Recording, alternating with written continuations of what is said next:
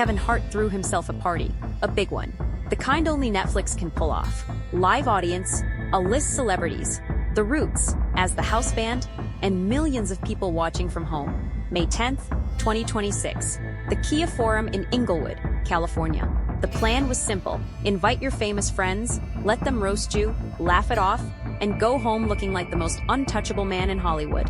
That was the plan. Here's what nobody planned for. By the time that night was over, George Floyd's family was issuing a public statement. Roast of Kevin Hart, the comedian, Oh, live. So it was unedited and all that stuff. Yeah, and oh my, nobody held. Activists were gathering outside government buildings. SNL's Michael Che was throwing shade at the writing team. And the internet had already decided this wasn't just a wild roast. Something went wrong here. So let's go through it. All of it. Because the full picture is a lot more complicated than one bad joke. Here's something interesting. The most talked about moment of the night, before everything went sideways, wasn't even from a comedian. It was Usher. Nobody expected Usher to roast Kevin Hart. He walked out in a white double-breasted jacket. The Roots kicked in behind him, and everyone assumed warm performance, soft opening. Let the comedians do the heavy lifting later. Then he started singing Burn, except the words were different.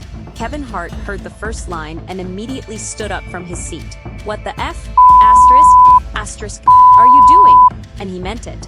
He genuinely did not see this coming from his own friend. Usher kept going straight through, line after line, taking shots at Kevin's movie career, his comedy, his money, his friendship. The line that broke the internet was simple. Come sit on my knee. Yes. No, what do you mean don't? You talking about? Don't, shut up, sit on your knee. Sit on my knee. Them jokes ain't cracking like they used to. Look at what money does to you. Hart was speechless. The crowd was losing it. And Usher walked off stage like nothing happened. Billboard covered it. Social media clipped it thousands of times. For about 20 minutes, this felt like one of the great roast moments in recent memory. And then the night kept going. Assista. Before we get to the moment everyone's talking about, you need to know what the temperature in that room already was. Tom Brady showed up for revenge. In 2024, Kevin Hart had mocked Brady's divorce on stage, joked about Gazelle and her karate instructor. Brady walked out holding a tiny Knicks jersey. Oh, you suck. Give me the It's a newborn size. Give me the All right, sit down. Handed it to Kevin and called him a F*** King Hobbit. The crowd went crazy. The Rock made repeated jokes about Kevin's wife, Iniko. Kevin kept reacting with genuine shock. Chelsea Handler came in, swinging at everyone. Pete Davidson called Kanye West a gay Nazi on live television. Shane Gillis, the host, called Chelsea Handler a Zionist handler, fired back at Tony Hinchcliffe with, "I didn't know veneers came in deli mustard yellow. You must be using Crest white supremacist strips." Katt Williams showed up. Years of public beef with Kevin Hart. And he showed up, made Diddy jokes, and the two of them appeared to squash it on stage. That moment went viral within minutes. Draymond Green was there and got booed by the audience all night long. Cheryl Underwood sat through jokes about her late husband's death by suicide. This roast was already operating at a level that made people uncomfortable. It was already testing every limit it could find. And that matters, because of what came next. Tony Hinchcliffe wasn't a surprise guest. He was booked, planned, approved. He was on the official lineup. Now here's what you need to know about Tony Hinchcliffe before we get to what he said. 2021, a video surfaces of him racially mocking an Asian American comedian at a private open mic. His own talent agency drops him. He survives it. 2024, he stands at a Donald Trump rally at Madison Square Garden and calls Puerto Rico a floating island of garbage. National headlines, widespread backlash. He survives that too. Also, 2024, at Netflix's own roast of Tom Brady, Hinchcliffe makes a George Floyd joke. He said Rob Gronkowski looked like the final boss in George Floyd, the video game. People were uncomfortable. What I am annoyed by, and I'm just keeping it 100, y'all. Just keeping it 100. And I wonder how I would have reacted if I was there. There was criticism online. Netflix noted it.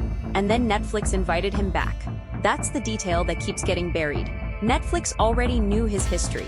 Everyone in that building knew exactly who Tony Hinchcliffe was and what he was capable of. He still got the booking. So on May 10th, 2026, Hinchcliffe stepped up to the mic, turned to Kevin Hart, and said, "The black community is so proud of you. Right now, George Floyd is looking up at us all laughing so hard he can't breathe." Gasps in the room. A split reaction. Some laughter, some visible discomfort, some silence. So, Kevin, the black community is so proud of you. Right now, George Floyd is looking up at us all laughing so hard that he can't breathe. And Kevin Hart doubled over laughing. Go back and watch the footage. Most people focused on Kevin Hart's laugh. And yes, that laugh became the second most viral moment of the entire night. Regina Hall was sitting on that dais. She has worked with Kevin Hart for over 20 years, nearly 10 projects together. She knows him better than most people in that room.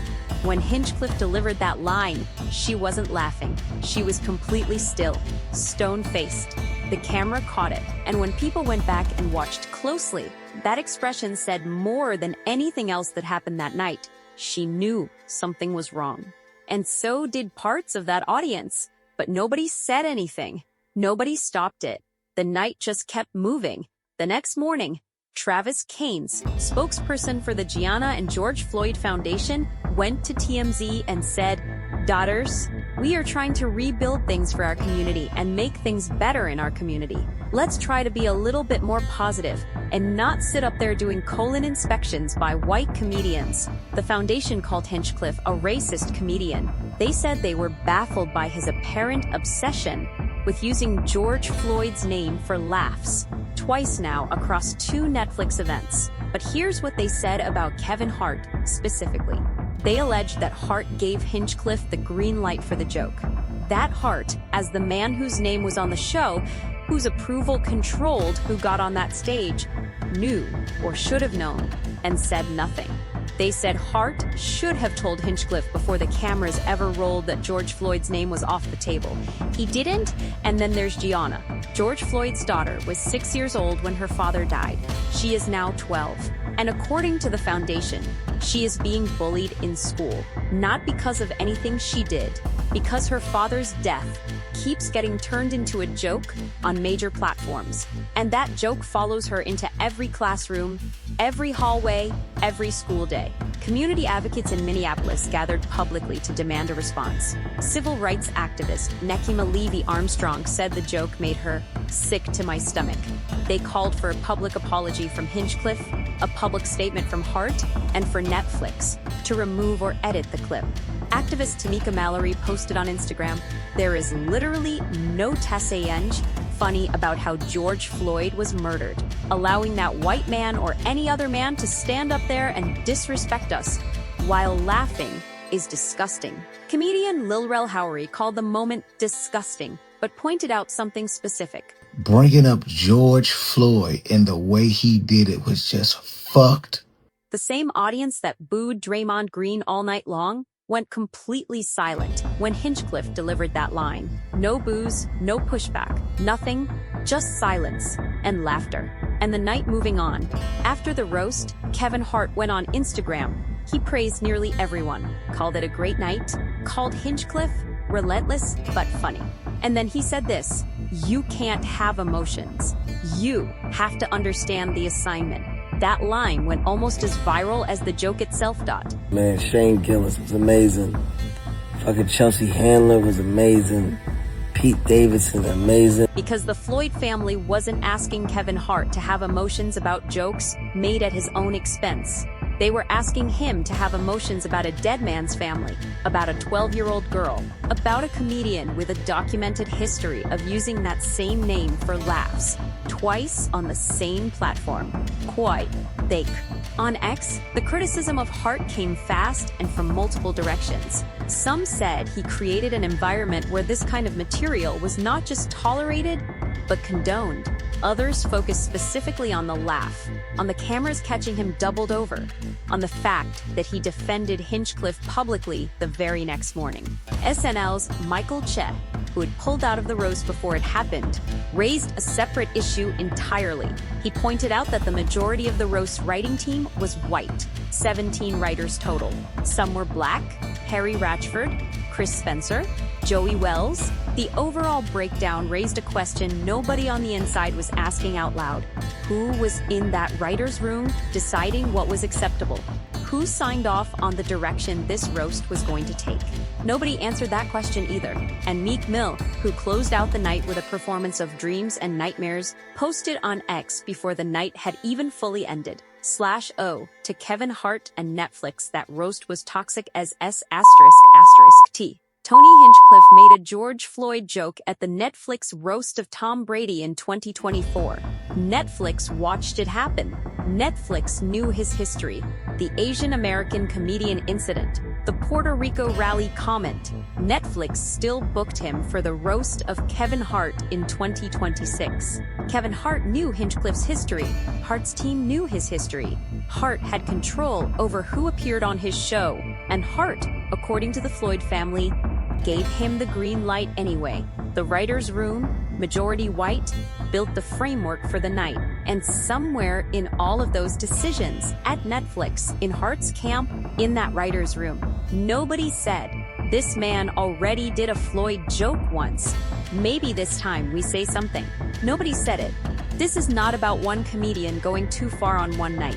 This is about a system where a man with a clear pattern keeps getting access to the biggest stages in entertainment. And the people with the power to stop it keep choosing not to. And the person paying the price for that choice is a 12-year-old girl in a school somewhere, carrying a weight nobody should have put on her.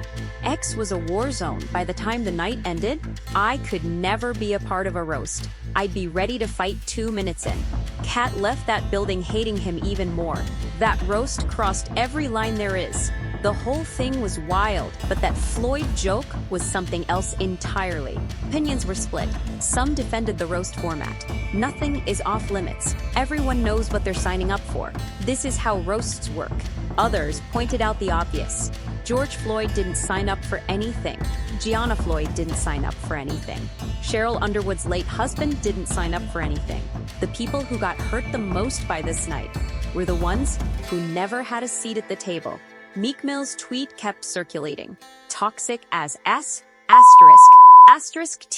People kept sharing it. Not because they were angry at the roast necessarily, but because it was accurate. The night was toxic. By design, in some ways, but some kinds of toxic you can shake off, and some kinds leave a mark. Kevin Hart has not issued a public apology or a direct response to the Floyd family's statements. Tony Hinchcliffe has not addressed the backlash publicly. Netflix has not commented on whether the clip will be edited or removed. And the Gianna and George Floyd Foundation's question, the one they asked Kevin Hart, is still sitting out there unanswered. How would you feel if it was one of your friends? That's it. That's the whole question. Not complicated, not unreasonable, just if it were someone you knew, someone from your world, someone whose family you had to look in the eye, would you still call it funny? Would you still say you can't have emotions? Would you still give that comedian the green light? Nobody's answered it yet. The roast is over. The clips are everywhere. The celebrities have moved on to their next projects. Netflix is still streaming the special, and Gianna Floyd goes to school tomorrow.